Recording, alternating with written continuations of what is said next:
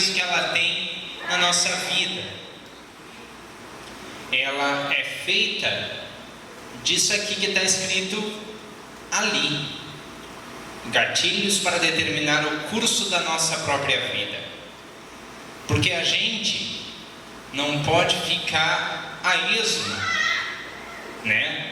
Existe uma frase que diz assim: para quem não sabe para onde ir, qualquer vento serve. E a gente não pode ser que nem um barco, bate o vento no barco, o barco vai lá para longe, sem saber para onde.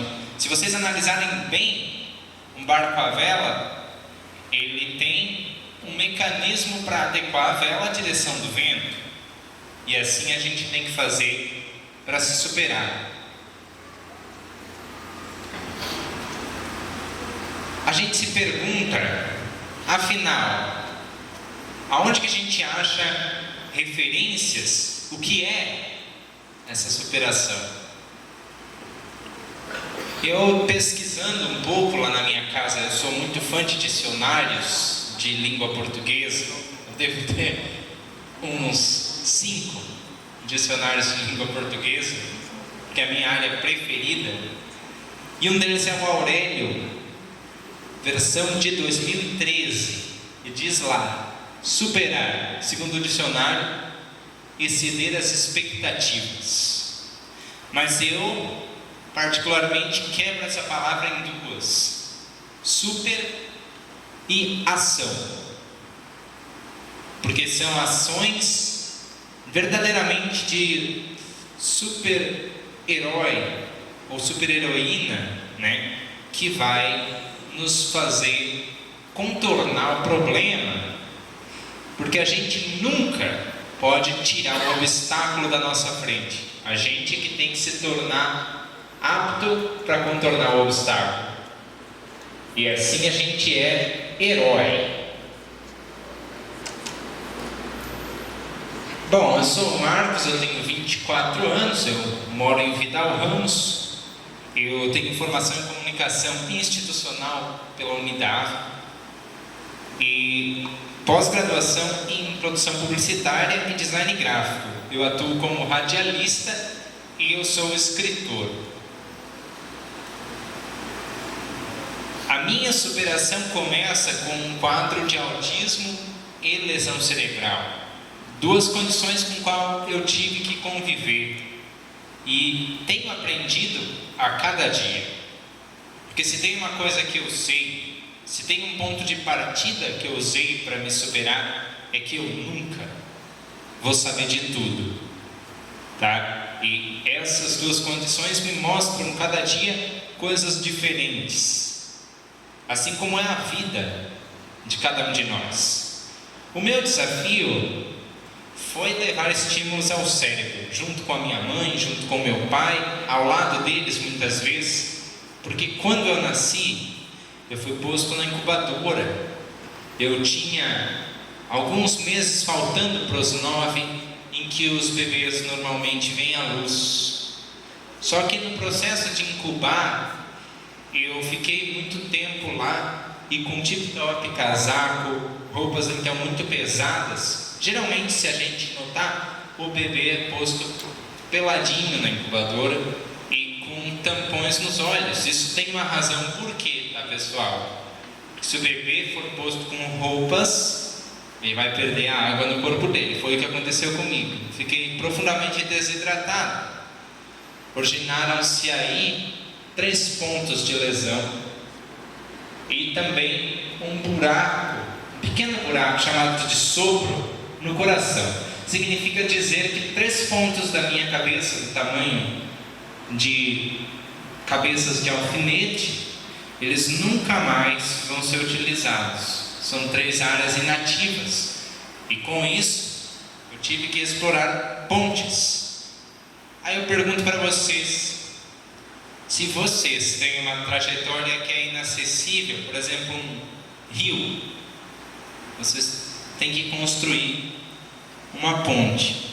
Não adianta a gente lutar contra a correnteza, não adianta a gente passar por um lugar de águas profundas e fazer aquilo que é mais difícil. A gente tem que ir pelo mais fácil e conectar as partes das margens do rio, que é a parte boa de se pisar. Assim é o cérebro da pessoa.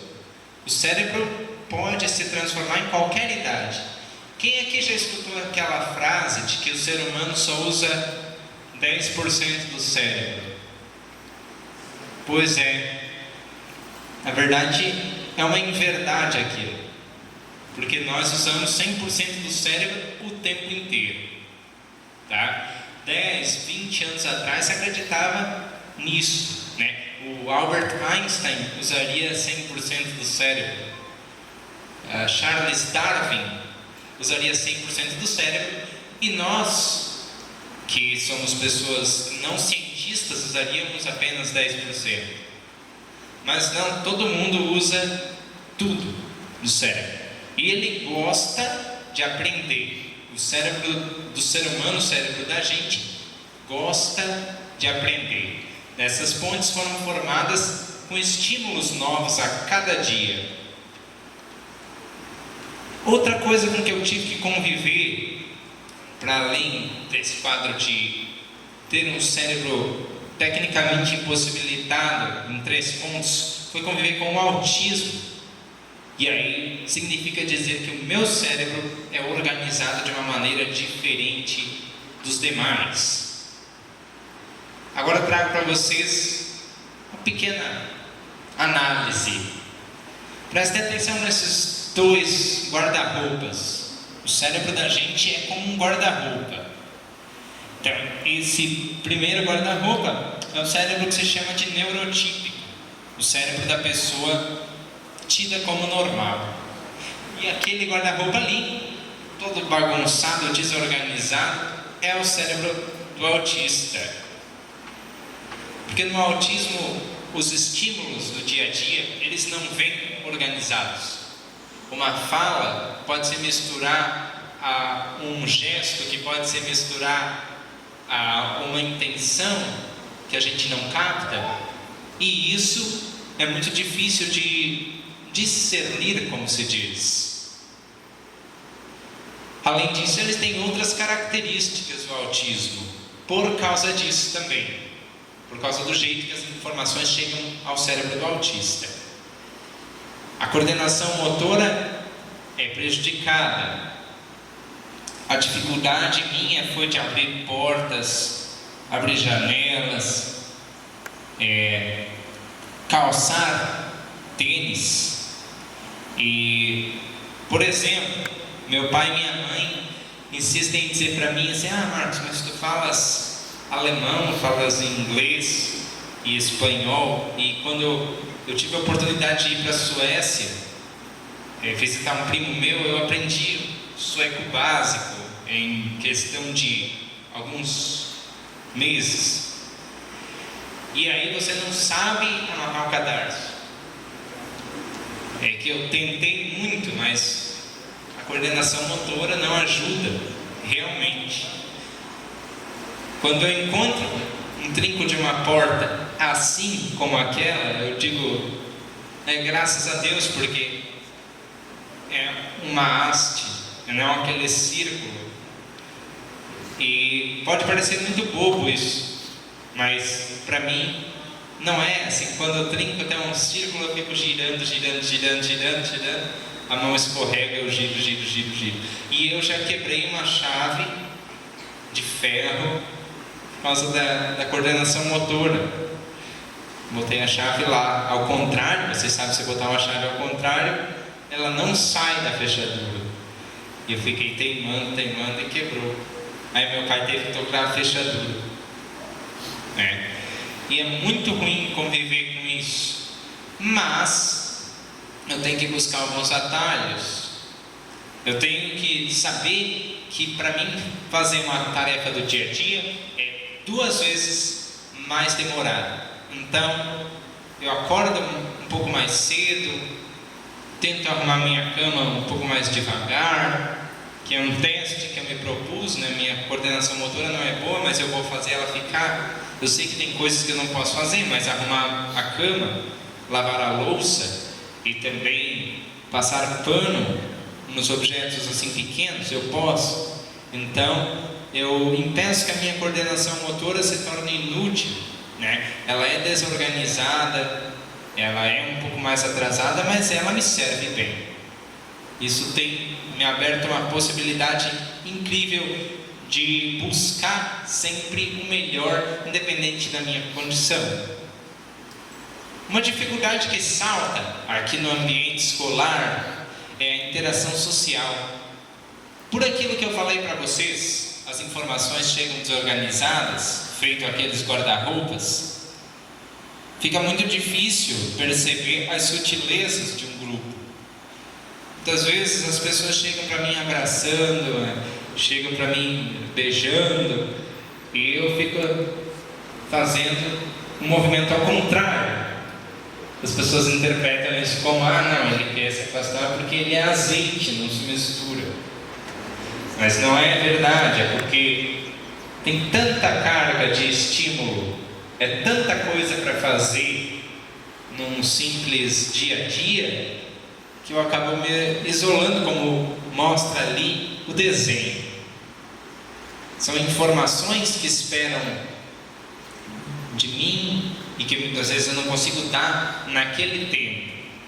O método que eu trabalhei para me desenvolver a um nível satisfatório, ele previa que as informações eram jogadas rápido, tudo tinha que acontecer rápido, mas o mundo anda mais rápido do que aquilo que eu fui habituado. Isso é um contra do treinamento de estimulação que eu recebi, que é o treinamento pelo método Glenn Doman, né? Então, sempre que eu encontrar alguém, vai haver muito barulho, muita correria, muita agitação, muito empurra, e nem sempre isso está acontecendo, tá? São informações que chegam desorganizadas no meu cérebro e eu demoro um pouco mais para interpretar.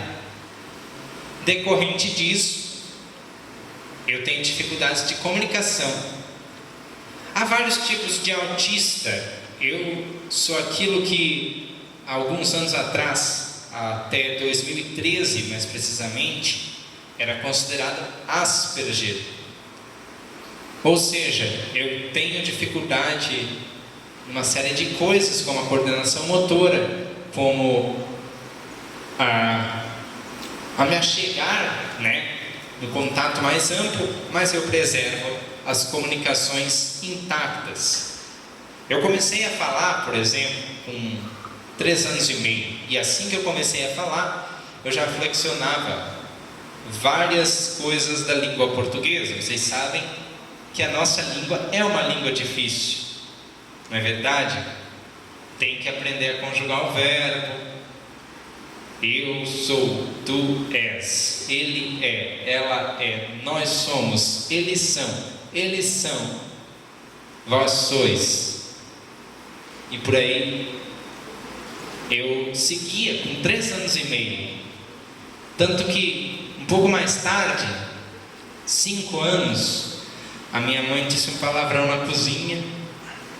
Ela deixou uma panela cair, né, na pia, e na raiva ela disse pausadamente aquela palavra, que hoje eu posso, não é uma coisa tão de baixo calão assim, mas ela disse uma palavra pausadamente, um palavrão. E no outro dia eu disse para minha avó, minha mãe, aquela moralista, ela disse um palavrão. Ela disse para não dizer palavrão, mas ela disse. E agora, avó? Como é que eu vou confiar nessa mulher? Ela disse um palavrão, ela veio dizer para não dizer. E isso, em casa, era divertido, mas quando chegava na escola, no grupo de amigos, eu tinha um vocabulário extenso e as pessoas muitas vezes não conseguiam entender. As pessoas faziam piada, diziam que eu tinha alguns problemas, que eu não falava direito, que eu era complicado demais. Então, apesar da vasta gama de palavras que eu tenho acesso, que é uma característica do Asperger, que hoje se chama autismo, hoje se englobou tudo no transtorno do espectro autista, isso me trouxe alguns problemas, mas também me traz coisas boas. Tudo a gente pode ver pelo lado bom e pelo lado ruim, né? Então, eu me afasto sim por causa da linguagem, eu demoro a me fazer entender muitas vezes. Isso eu transportei para a escrita também, na escrita dos meus livros, do meu livro agora. Eu tive trechos muito morosos para as pessoas entenderem. Eu não sei se é muito direto, tá? Eu tive alguns gatilhos para aprender isso, mas não é uma coisa que eu estou habituado, tá? E também dificulta a comunicação, que o contato visual é muito difícil. Então eu olho para o violão, eu olho para o microfone, eu olho para a garrafinha de água, mas eu sei o que vocês estão fazendo. Né? As pessoas vêm e desculpa, mas era assim que elas diziam, tá? Só para que vocês sentissem. E eu dizia, não, mas não consigo, não é uma coisa que eu sou. Claro que depois de um tempo, quando a questão foi para minha mãe, e em casa a gente sempre discutia essas coisas que aconteciam na escola e fora dela também, eu comecei a olhar de vez em quando para as pessoas assim, e começou a melhorar a minha comunicação, mas ainda assim são coisas muito sutis, né? São gestos muito sutis, e o autista também é literal. Então muita gente diz, olha só que gata aquela, no ensino médio, né, as pessoas dizem, olha só que gata aquela mulher, e eu lá atrás do gato, miau. As pessoas, mas é uma expressão que a gente usa para as mulheres que são bonitas, né? E eu não conseguia fazer com que aquilo entrasse na cabeça. Eu estava procurando as gatas na rua miando, né? Eu digo isso hoje, eu ficava rindo aqui com vocês, mas na época eu estaria chorando, né? Então, eu sempre quis um espaço para explicar isso para minhas turmas de convivência, e não aconteceu muito cedo. Eu só fui explicar essas características quando eu tinha mais de 10 anos. Então, até ali, eu tinha sofrido bastante na escola. E o problema é que muitos autistas, eles não chegam a nem ser verbais, nem se comunicar falando. Então, as pessoas acabam não sabendo que a pessoa é autista e não criando um ambiente legal para o convívio dele, né? Eles acabam muitas vezes proporcionando um cenário de bullying, né? Muitas vezes as pessoas falam disso e a gente não se dá conta do quão perigoso isso é, não só para um autista, mas para uma pessoa dita normal, para os seus coleguinhas, por exemplo. Esses dias, no meu canal do YouTube, uma pessoa associou o autismo à psicopatia. Psicopatia, para quem não sabe, é um isolamento e também alguns traços perigosos numa pessoa, né? Que poderiam dizer que ela é perigosa para a convivência. Então as pessoas diziam, cuidado com os autistas, lá no meu canal disseram, porque eles são queridos, eles são simpáticos, mas um bandido também é querido, também é simpático, então abre o olho, cuida disso. Só que não é assim, né? Para uma pessoa desenvolver um banditismo, não acontece da noite para o dia. E é isso que a gente tem que prestar atenção, não só os autistas. Uma pessoa que sempre é ridicularizada noite e dia e noite, noite e dia, uma hora ou outra ela vai responder. Se ela não tiver o apoio das pessoas ao redor dela, da família, dos professores, dos coleguinhas também, foi isso que eu argumentei para a pessoa. Não pode dar um rótulo para a pessoa dizendo, os autistas são psicopatas. Diz, calma lá, né? Qualquer pessoa que é muito agredida pode desenvolver isso. E a gente tem como evitar isso também. Uma pessoa que já é agressiva pode superar esse problema e ficar menos agressiva.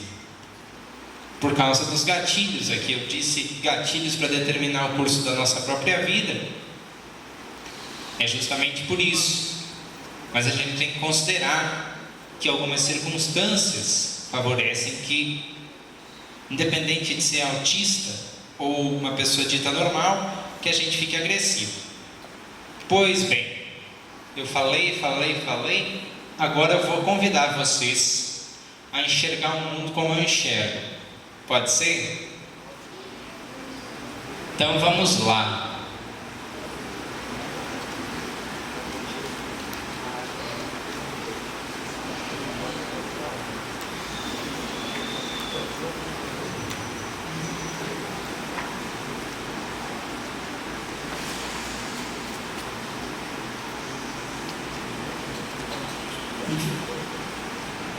Olha, infelizmente eu não consegui fazer com que houvesse a projeção desse vídeo, mas é um vídeo que está ali.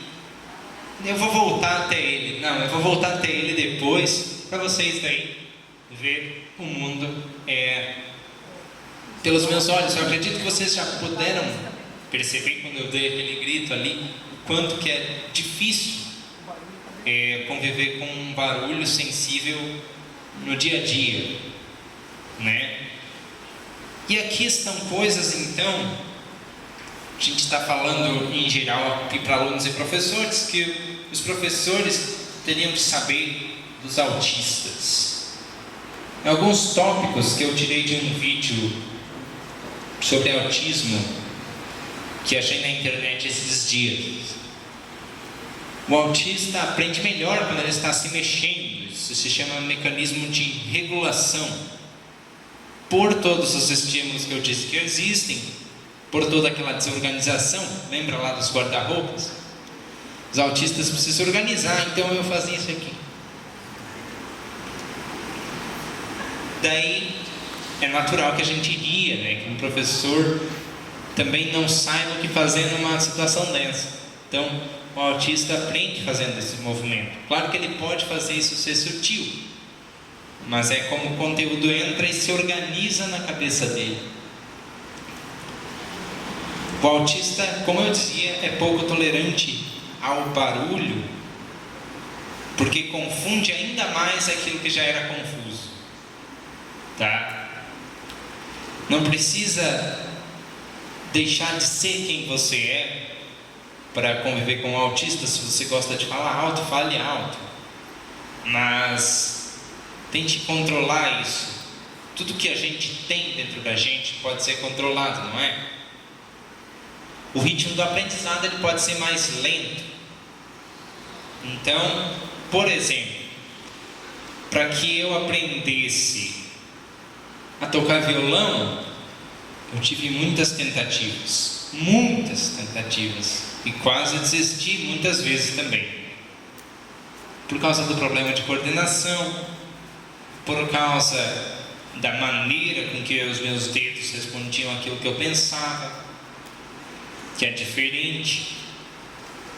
E assim é na escola, foi na escola. Eu tive que falar com a minha mãe que eu não conseguia copiar do quadro. Aí eles tiveram que vir na escola falar com os professores para adequar, para que todo mundo ditasse, aí eu conseguiria acompanhar. As informações que o autista assimila são curtas, então aquela conversa entrecortada, ou seja, uma conversa que joga para outra conversa e outra conversa, muitas vezes confunde também. Ah, mas o coleguinha tinha um pai que tinha um carro, aí esse pai falou pro pai do outro coleguinha que o carro estava encalhado no buraco, aí chamaram a mãe do prefeito para olhar, aí de repente, né? Então resume a ópera que talvez o autista entenda, né? Quem desencalhou o carro no fim das contas. Eu tenho esse ritmo não só na fala, assim, quando eu estou lendo, eu tento saber qual é a proposta do livro que eu estou lendo. É uma coisa meio chata, assim, de primeira vista, mas é como eu sintetizo as informações. Sintetizar quer dizer encurtar, para encurtar o ponto que a gente quer. Eu sempre brinco assim, que o brasileiro, ele parece, para mim, como o povo britânico. As pessoas dizem, mas um fala inglês e outro português, como é que você faz essa associação? Por causa da informação curta. Eu digo assim, admiro muito, muito mesmo os Estados Unidos, o Canadá, a Irlanda, gosto muito, quero ir para lá algum dia, se eu tiver a oportunidade, mas os britânicos são também no meu coração, assim como os brasileiros. Gosto tanto quanto, porque eles dão essas informações curtas. É uma associação meio vaga de fazer, né? Vai associar Inglaterra toda vez que tu quer uma informação, mas acontece, porque o ritmo de pensamento parece dos brasileiros, né? O brasileiro, quando quer adaptar uma informação, ele faz isso mais rápido e mais conciso do que muitos povos. É uma qualidade nossa, né? E que eu tenho orgulho. Quando dizem, Marcos, você tem orgulho de ser brasileiro? Tenho. É por isso. A gente pode pegar uma informação e adaptar para ela ser mais curta. Com essa informação curta, eu lido muito melhor. Quando eu falava dos gatilhos de superação, eu falava das coisas que eu tive para me dar uma vivência plena, para desfrutar da minha vida, para, como eu disse para vocês no começo, ser aquilo que eu queria ser, não ir aonde qualquer vento me levasse. E eles são respeito mútuo e respeito a si mesmo, a dedicação, as oportunidades e a disciplina para correr atrás dessas mesmas oportunidades. Para isso tudo acontecer, eu tenho que ter determinação, fazer um projeto de vida. Isso tem funcionado tão bem para mim que os médicos, quando diagnosticaram a lesão cerebral lá atrás, eu deveria ter 3 meses, muito novo. Diziam que eu ia ficar no fundo de uma cama e eternamente eu ia vegetar, né? Eles diziam, pai, mãe, deixa o filho lá no fundo de uma cama. Então, desde cedo eu aprendi que tem que ter todos esses gatilhos para que possa se desenvolver e determinar a pô-los em prática. Só pensar nisso aqui não adianta, tem que pôr em prática. Principalmente o autorrespeito, né? Se eu não me respeito, quem é que vai me respeitar?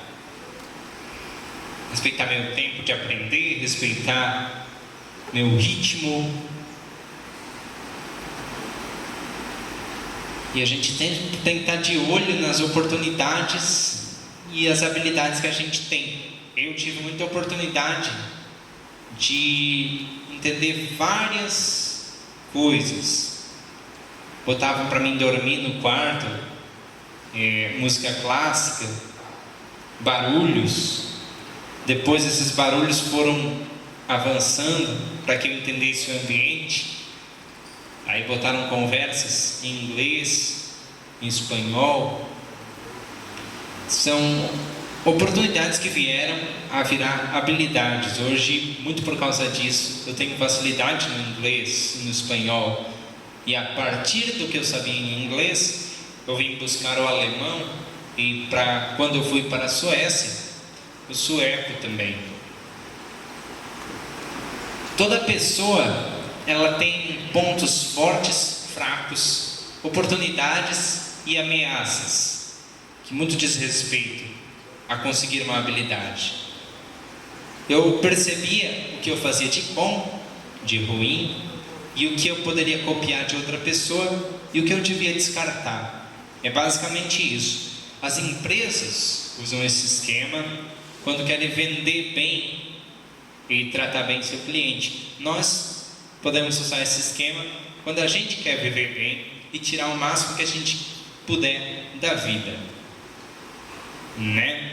Muitas vezes é fácil a gente olhar para o mundo e dizer que é tanta maldade, que nós estamos inseguros, mas a gente tem que olhar para dentro e ver que lá no fundo tem uma coisa pela qual vale a pena lutar, que é a nossa própria vida, e com a nossa própria vida a gente toca outras pessoas.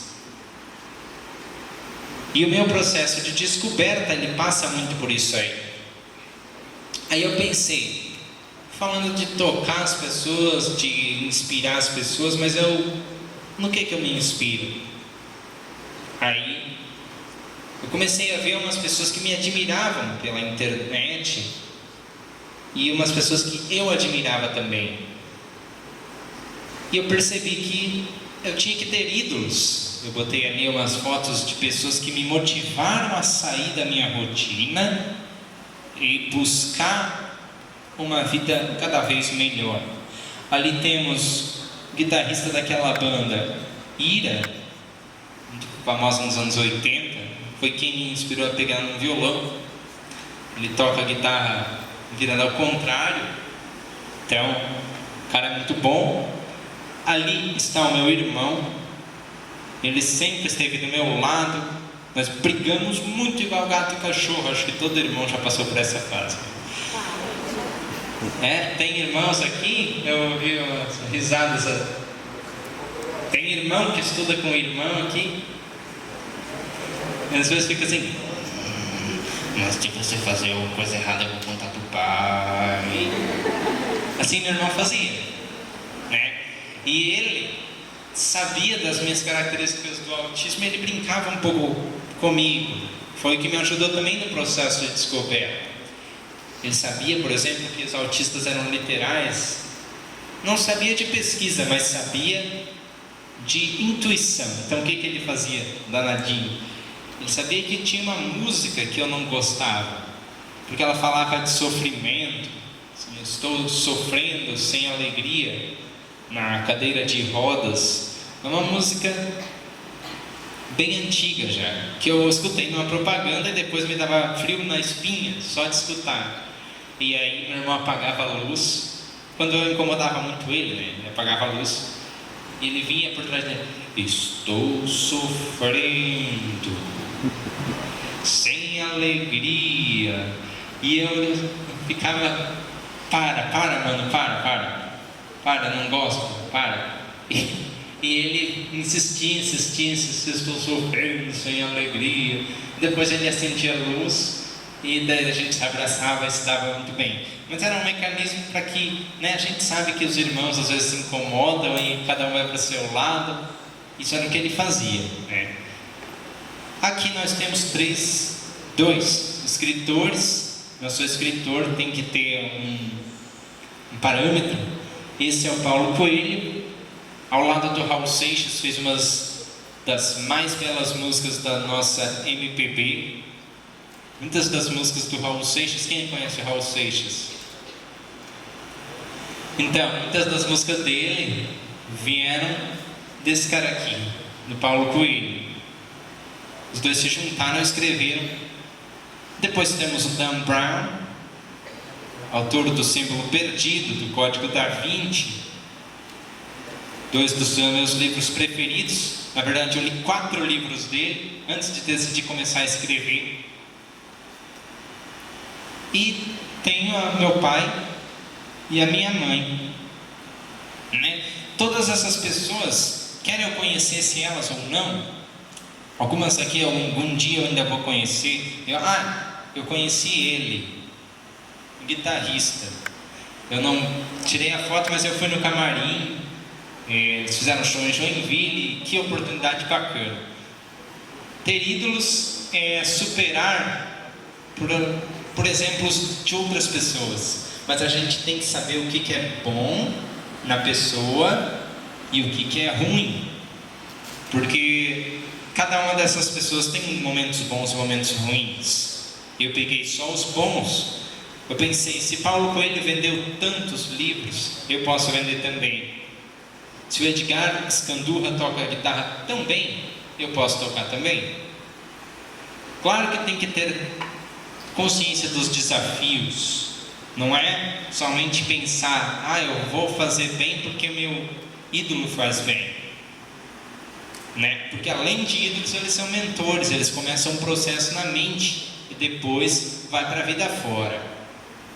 Então meu processo de descoberta começou na música, primeiro porque eu era muito pacato, vivia em casa, ao redor, falando sozinho, batendo um pincel e um copo por muito tempo. Então, para me tirar dessa rotina, que é uma das características do autismo, ter muitas rotinas sem explicação lógica, me botaram na aula de música.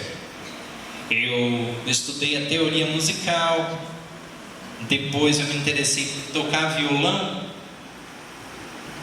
e depois de muitas tentativas consegui. E aí me descobri que eu podia fazer muito mais daquilo que eu pensava que eu podia fazer.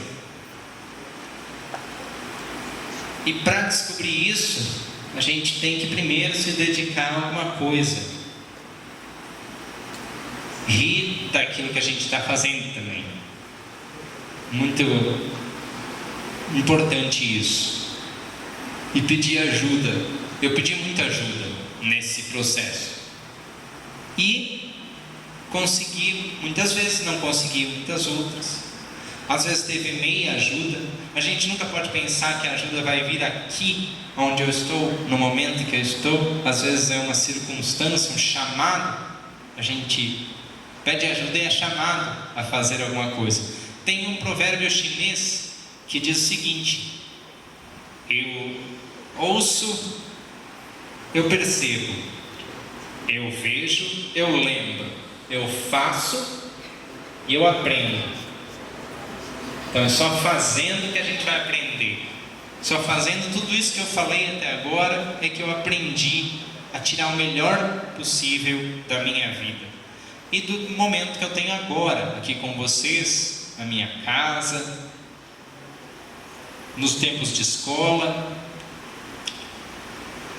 E a gente precisa também dar uma descansada de vez em quando. Isso vale para todos nós. Valeu para mim e valerá certamente para vocês. Não adianta eu ficar tentando, sem pausa. Vocês sabem que para cada atividade, aqui mesmo, vocês têm um intervalo de recreio.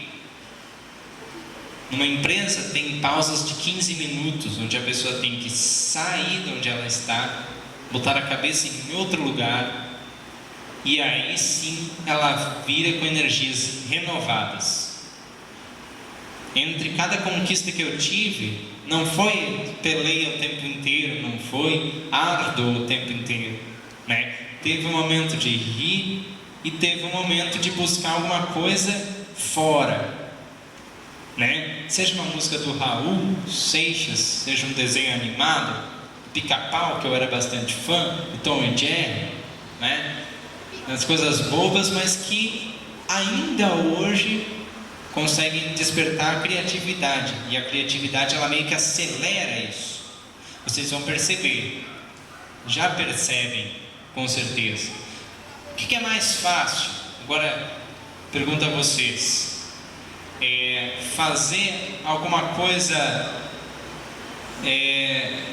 meticulosa, assim que nem organizar uma fórmula da matemática, ou vocês usar a matemática para fazer um desenho? Não é mais fácil fazer o desenho?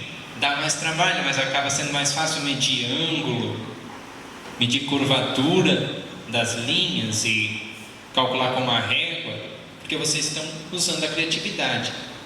Entre tudo isso que eu contei para vocês, teve esse pensamento: opa, eu vou fazer isso de maneira criativa, e assim eu consegui driblar um monte de obstáculos.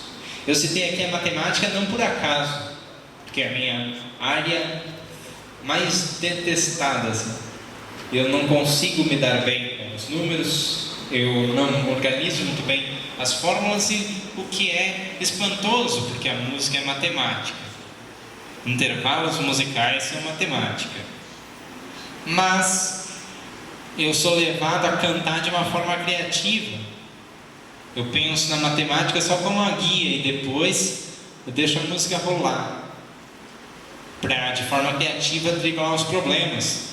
E tem algumas canções, por isso eu trouxe o violão aqui, que me inspiraram a sair do comum, sair do meu quadrado e buscar sempre mais.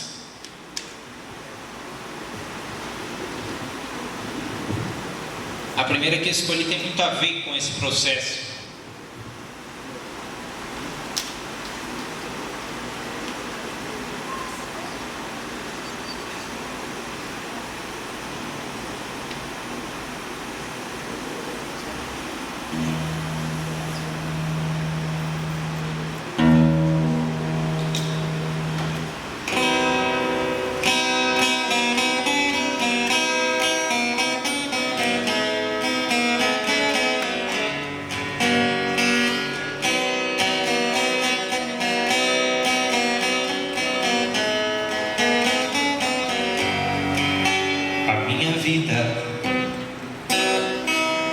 Eu preciso mudar todo dia pra escapar da rotina dos meus desejos, dos seus beijos, dos meus sonhos.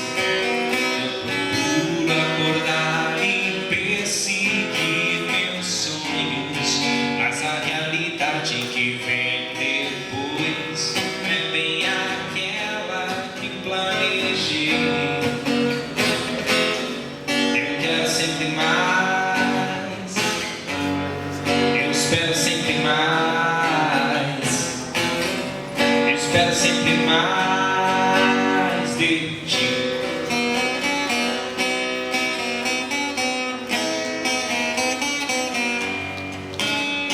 Por isso hoje estou tão triste, porque querer estar tão longe de poder, e quem eu quero está tão longe, longe de mim, longe de mim, longe de mim,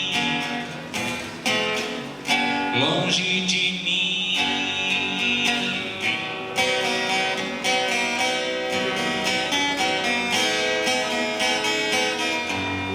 longe de mim.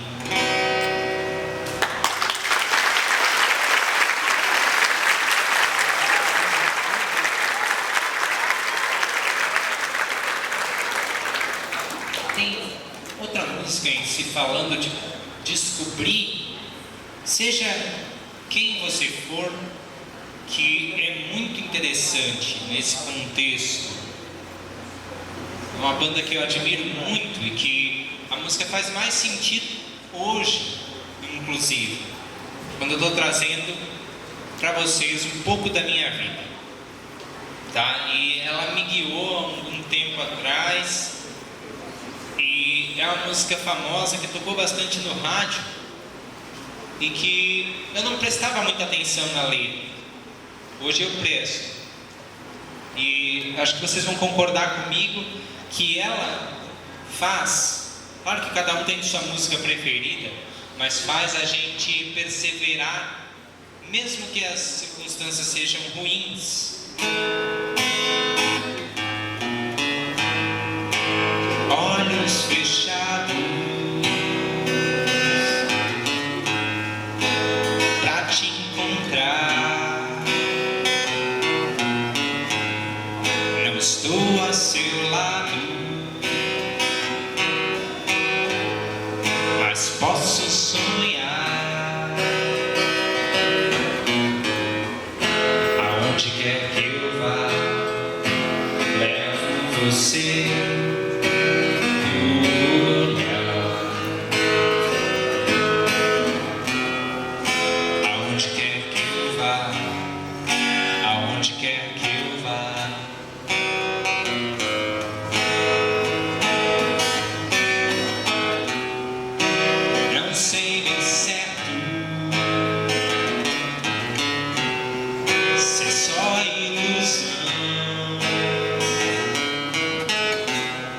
Se é você já perto,